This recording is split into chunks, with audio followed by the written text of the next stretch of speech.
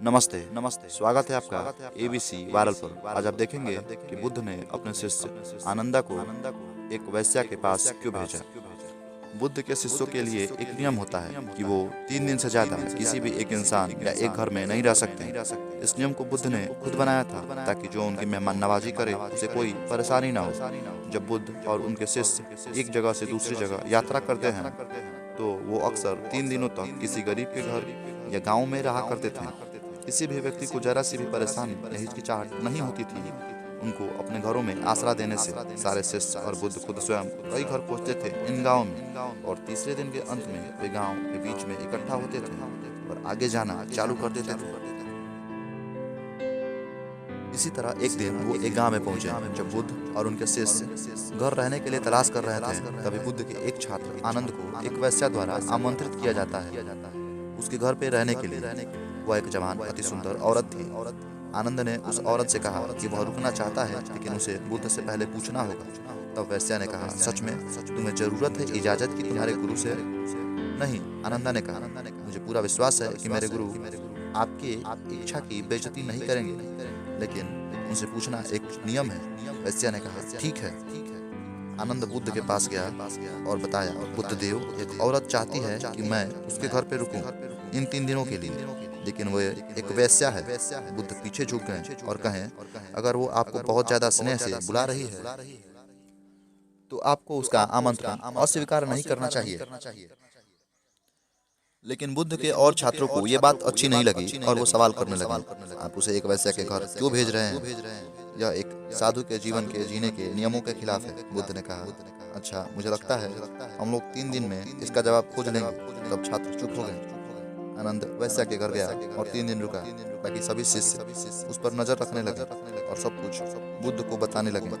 लेकिन बुद्ध शांत रहे और जवाब देना ठीक नहीं समझे।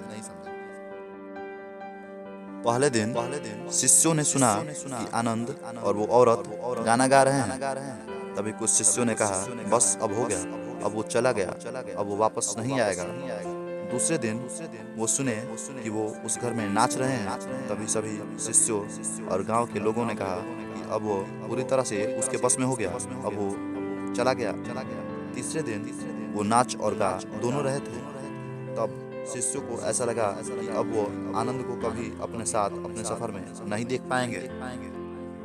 3 दिन बाद सभी शिष्य एक साथ इकट्ठा हुए और वो तैयार थे अपने अगले सफर के लिए।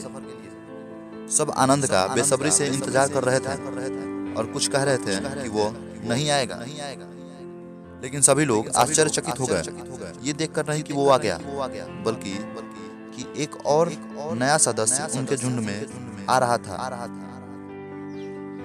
यह नया सदस्य एक महिला थी। बुद्ध के अलावा सभी अपना सर खुजाने लगे।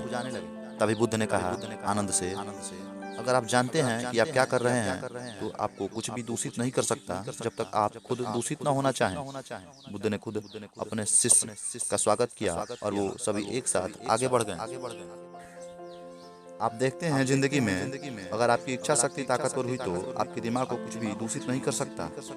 हमारे समाज में आजकल हमारे बच्चे बड़े तो हो रहे हैं लेकिन सभी की तरह भेदभाव की नजर रखते हुए, जबकि हम सभी इस धरती पे आपस में मदद करके जीने के लिए हैं और जरूरतमंद को बचाने के लिए।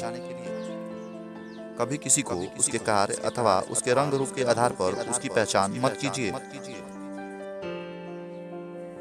हम सभी अंदर से एक समान हैं। हम सभी एक समान अवसर के लिए उचित हैं, ना कि फालतू की बकवास के लिए कि शहर में क्या नया हुआ या गांव में क्या नया हुआ। जय हिंद। हमेशा शांत रहें, नरम रहें, विश्वास करें। आप सुन रहे थे एबीसी वायरल, साइनिंग ऑफ।